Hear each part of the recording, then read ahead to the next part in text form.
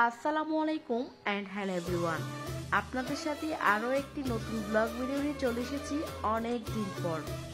আসলে এর মধ্যে কিন্তু আমি একদম ব্লগ ভিডিও আপলোড দিতে পারিনি, কেননা আমি কয়েকদিন যাবত অনেক বিজি ছিলাম। তো সময়ের ব্যস্ততার কারণে কিন্তু আমি কোনো ব্লগ ভিডিও নতুনভাবে আপলোড দিতে পারছি না। তো ভেবেই নিয়েছি এত কিছু নিয়ে ব্লগ ভিডিও করি, বাট এই রহমতের মাস, এই রমজানের মাসটা অবশ্যই একটি ব্লগ ভিডিও করাই যায়। আমি কিন্তু রাঙ্গুনিয়া থেকে কিন্তু আমি ঢাকায় শিফট নিয়েছি, কারণ আমার হাজব্যান্ড এখন ঢাকায় জব করেন। আপনারা অবশ্যই অনেকেই জানেন যে আমার হাজব্যান্ড ঢাকায় জব করেন, যার কারণে আমি এখন একেবারের জন্য চলেই আসলাম আমার শ্বশুর শাশুড়ি সবাইকে নিয়ে। তো যার কারণে নতুন বাড়িতে উঠেছি। নতুন বাড়িতে অনেক কাজ আছে, যারা মানে বাড়ি চেঞ্জ করেন বা এক জায়গা থেকে অন্য জায়গায় আসেন তারা অবশ্যই জানেন। তো আজকে তার জন্য কিন্তু আমি কয়েকদিন যাবত অনেক বিজি, ধরতে গেলে কিন্তু এখনও আমি অনেক বিজি, তারপরও এই ব্লগ ভিডিওটা মানে করার চেষ্টা করছি আর কি।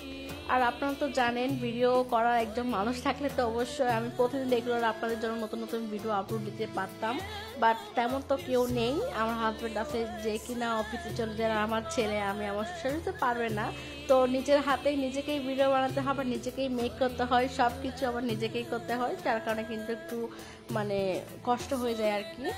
তো দেখতে দেখতে কিন্তু ভিডিওর প্রথম থেকে আপনারা অনেক কিছু দেখেই নিয়েছেন যে আমি আজকে ইফতারের কি রেডি করছি। আজকের আমার ব্লগটা হবে ইফতার নিয়ে। আমি কিন্তু আলহামদুলিল্লাহ আজকে কিন্তু প্রায় 15টা রোজা চলে গিয়েছে।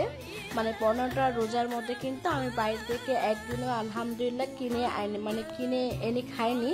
আমি প্রতিদিন রেগুলারে কিন্তু বাসায় করার চেষ্টা করি, যেটাই খাই না কেন ইফতারের মানে আয়োজনটা। তো আলহামদুলিল্লাহ আজকেও সেই ইফতারের আয়োজনটা আপনাদের মধ্যে একটু শেয়ার করছি আর কি, কেউ কিন্তু এটা আবার নেগেটিভলি নেবেন না।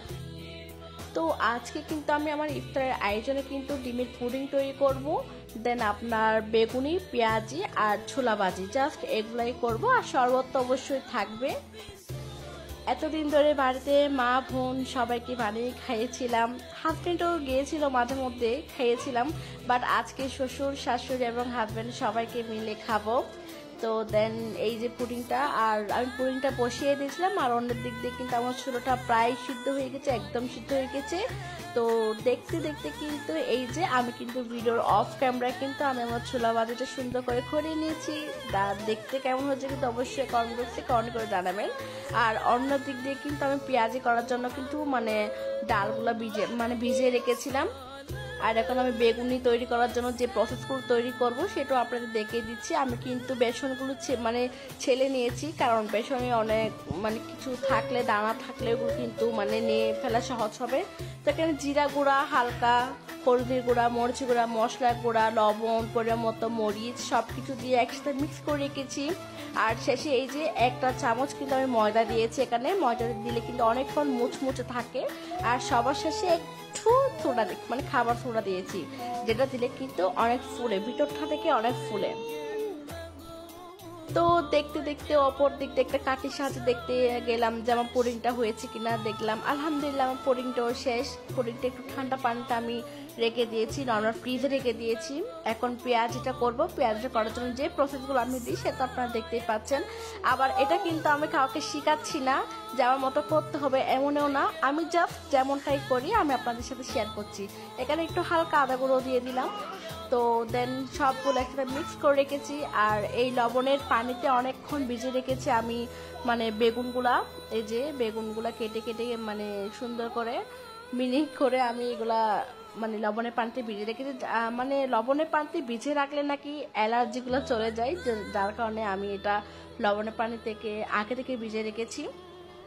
তো এখন দেখতে দেখতে সুন্দর করে আমি ফুলকো আমার বেগুনিগুলো করেই ফেললাম। মাশাল্লাহ বেগুনিগুলা বলতে গেলে ভিডিওর মধ্যে যতটা সুন্দর লাগছে, খেতে আরো অনেক ইয়াম্মি, অনেক স্বাদ ছিল।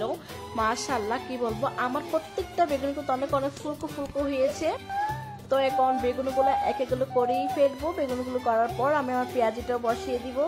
আর আমি চেয়েছিলাম এখানে কিন্তু আপনার মিহিদানা বলে না, মিহিদানা করার জন্য, বাট সময়ের কারণে কিন্তু আমি পারিনি।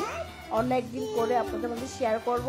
তো এই যে আমার বেগুনিগুলো প্রায় শেষের দিকে, আর প্রত্যেকটা বেগুনি দেখতে কেমন সুন্দর হয়েছে আপনারা জাস্ট দেখুন। মাশাআল্লাহ। আলহামদুলিল্লাহ, আল্লাহর কাছে অনেক অনেক শুকরিয়া যে এই রমজান মাসটা আমরা পেয়েছি।